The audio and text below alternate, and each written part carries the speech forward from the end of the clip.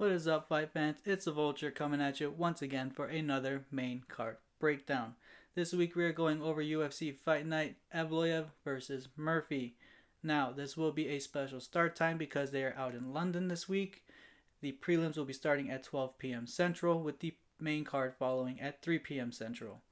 Now, before we get going with the rest of this video, I wanted to give a quick shout out to the page's very first sponsor, W Energy Supplements.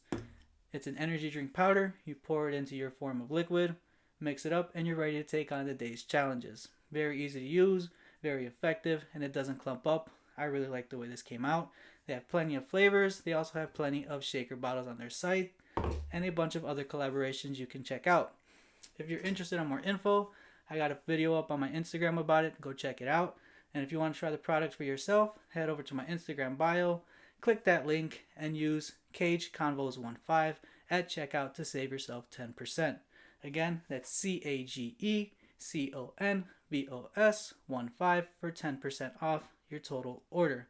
So, without further ado, sit back, relax, and get ready for another Cage Conversation. Back down on your shit, dog, I don't stand down. Don't say that you love me, but don't know me, keep the scam out. Bitch, I'm so efficient, man, it's tight so I can stand out. Please don't interrupt me, shit is ruling where you stand now. I don't ever back down on the shit, dog, I don't stand down. Don't say that you love me, but don't know me, keep the scam out. Alright, opening up the main card, we have a featherweight bout between Curtis the Pink Panther Campbell versus Danny El Puma Silva. Curtis Campbell, UFC debut. He's got an 8-0 record with 6 of them by finish. This kid's got some strong leg kicks. His hands are up, but they're a little separated. He gets caught with a lot of strikes down the middle.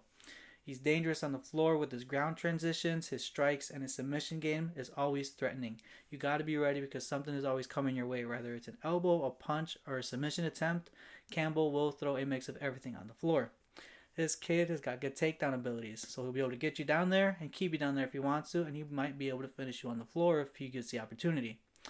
He does need to move his head more. He doesn't seem to have much head movement. He seems to be getting struck with a lot of fast strikes down the middle, like I said earlier.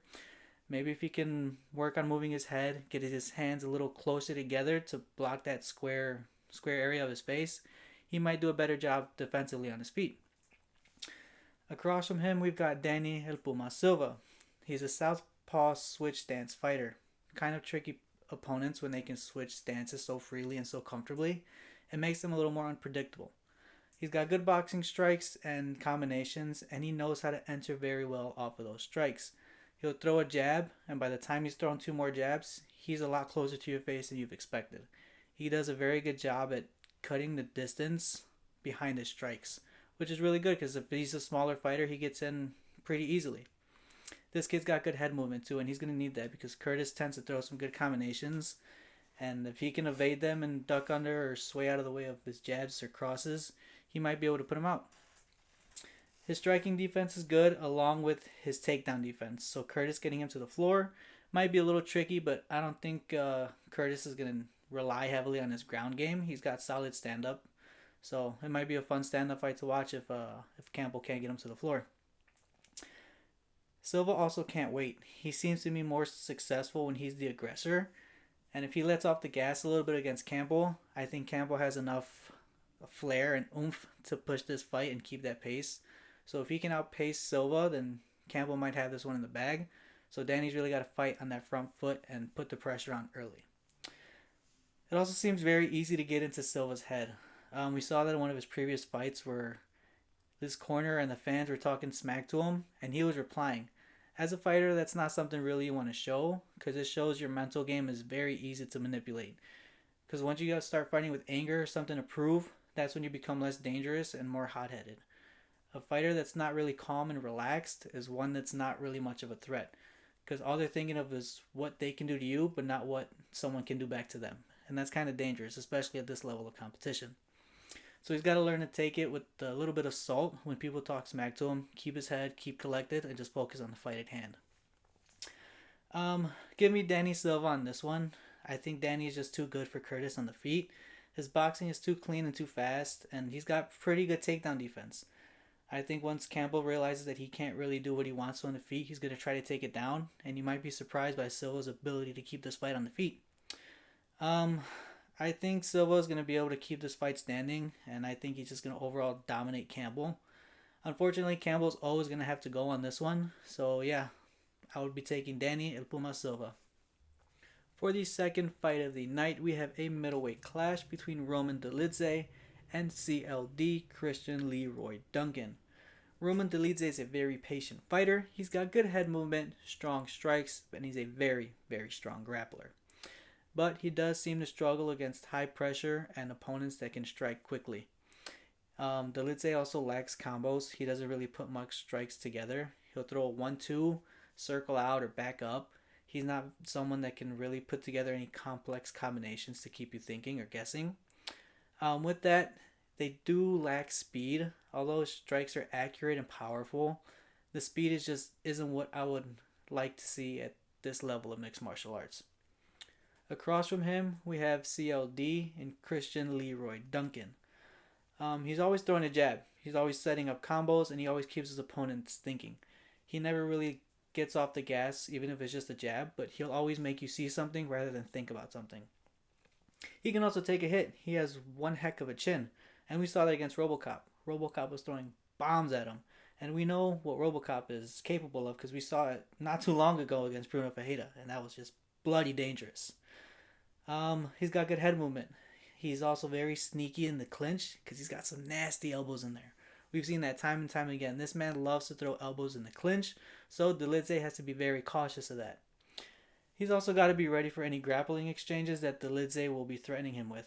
Dolidze can throw a takedown or get you down at any point in time, so I think if CLD can recognize that and really work on that in his camps, I think it should be no problem for CLD to get this win. So yeah, I am taking CLD on this one. I think it's going to be too aggressive and too quick for Dolidze.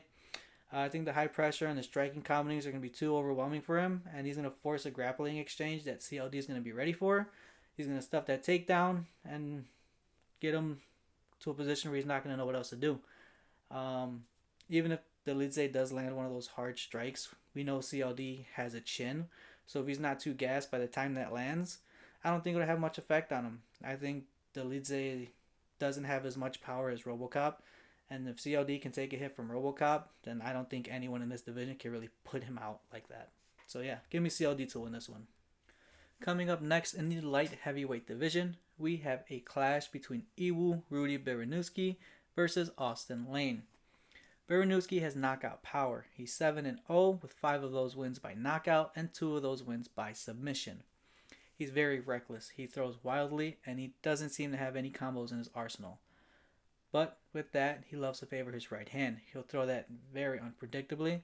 He'll throw it at a random time from a random angle, and it might just catch you and put you out. He's a little sloppy in the clinch, though. Every time there's a clinch exchange, he seems to get clipped, and it seems to hurt him. So he's got to be on the lookout for that because Lane might be able to put him out with the power shot in the clinch. None of his fights have ever made it past the first round, so we're not sure what kind of gas tank Baranuski has. We don't know what he's capable of doing for 15 minutes. We know what he can do in 5 minutes, but 15 is going to be up in the air, and we might see that on Saturday. We might not. Across from him, we have Austin Lane. He's on a little bit of a rough skid. He's got 1 win in his last 5 outings. On paper, he has the better gas tank, and he's capable of going the distance. But he just doesn't have a chin on him. All those big power shots seem to put him out fairly quickly. Although he has strong hands himself, and he's very lengthy, and he feints very well, but he doesn't move his head. His head is always in that center line, and the feints are just there to really see what kind of reaction he can get out of his opponent. He also does eat a lot of overhands. That's going to be dangerous in this fight, especially Baranuski being a bomb of an overhand right thrower. He's got to be on the lookout for that, and he can't really crowd Baranuski. He's got to be patient, and he's got to be very technical.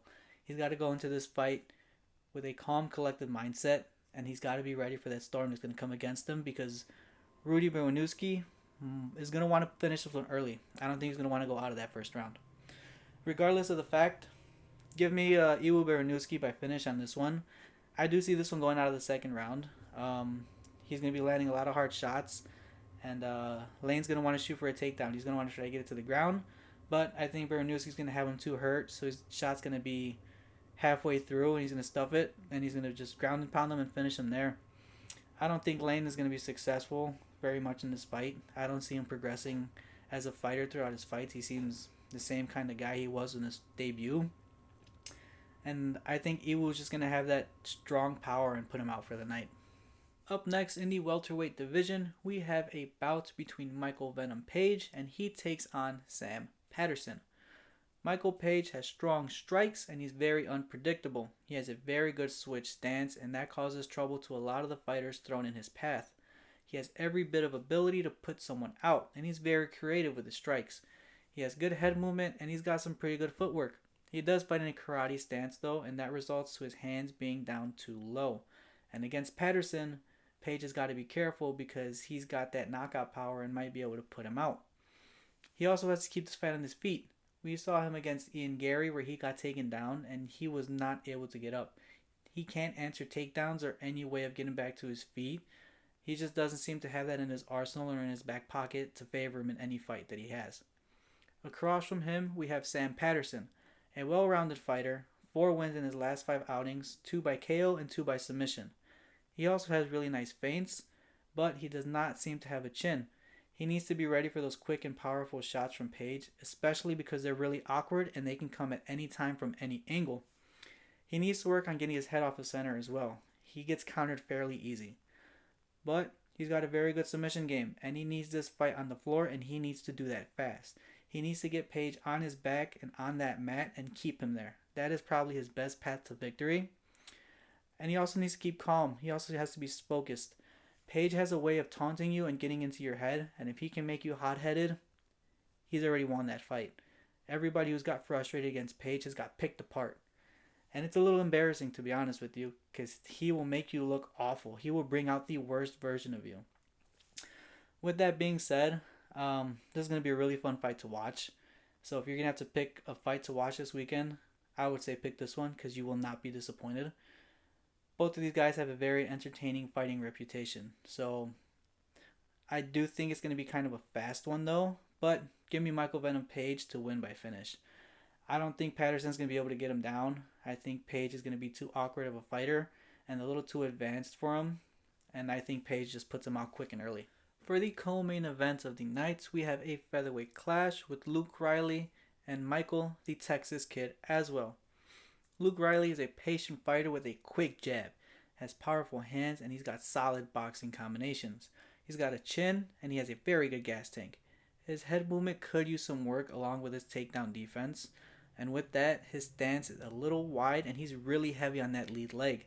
He needs his stance to be a little more tight, and he's got to be a little lighter on his feet. On the other side of him, we have Michael the Texas Kid Aswell. He's quick on his feet, he feints well, and he's got a fast one too. He's really good at parrying strikes and moving his head, but his hands do need to come up a little bit because they tend to lay a little too low.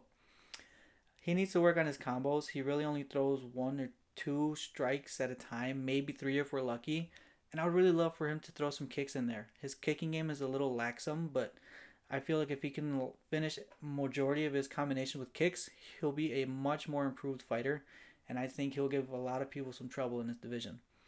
He also has to be cautious of overhand rights because he tends to eat those for dinner. I'm not sure why, but about 70% of overhand rights seem to land on Aswell. With this one, give me Luke Riley. I think his power is going to be too much for Aswell, and given Aswell's wrestling background, he might try to take him down, but I don't think that's going to bother Riley. We've seen this before where Riley gets taken down in the first round, and his opponents tend to try to keep him there and fight him to keep him on his back, and they gas, and in the second round, Riley puts him out. I see a very similar situation happening this weekend. I think Riley picks him apart for like the first minute and a half. Aswell gets overwhelmed, takes him down. Riley lets him gas and think he's got him on the floor. And then in the second round, I see Riley putting him out. So give me Riley by finish, second round. For our main event of the night, we have a featherweight bout between Movsar Evloev and Leroy the Miracle Murphy. Movsar hasn't fought since 2024, so we might see some ring rust. He is undefeated, but he is going against what is arguably the biggest threat of his career. He is a good scrambler, and he loves to throw overhand rights, but they're just not powerful. He has good level changes, and he has good wrestling, and he can keep you on the floor if he gets you there. His striking can use some work though. There's not really anything good to say about it, but it's also not the worst I've seen. He does need to be ready though. He needs to be able to move his head and cut angles and get out of the way of those strikes from Murphy. Because Murphy can strike pretty well, and if he's not ready for it, I think it's going to be a quick night for Evloev, and he might be put out early. On the other side of the octagon, we have Leroy the Miracle Murphy. He's coming off a spectacular KO win over Aaron Pico. He has good, solid boxing, and he has a mean right hook counter in those close distances. He does have to work on his wrestling defense though. We've seen it time and time again where he gets taken down too easy and too often. He's got good striking defense, but I don't think that's really anything he's going to need against Evloev. He does need to be ready for that wrestling though. He needs to be aware that grappling is probably going to be Movsar's path to victory on Saturday, so he's got to be ready and got to be cautious of every takedown attempt coming his way. Murphy also struggles when he's fighting off of the back foot. He has to be the one controlling the pace. He cannot let Movsar control any pace of any round, because if it goes down to the floor, I don't see Leroy getting back up. Not against this kind of caliber of wrestler. So for this one, give me Murphy by finish in the later rounds. Movsar hasn't fought in almost 2 years, so his stamina might fail him as the fight goes on. Movsar also doesn't have that 5-round fight experience like Murphy does. He also doesn't have, at least in my opinion, any knockout threat against Murphy. Maybe a submission if Murphy is careless on the ground, but I don't see Murphy making that kind of mistake. Alright, fight fans, that is all we have for this week's episode.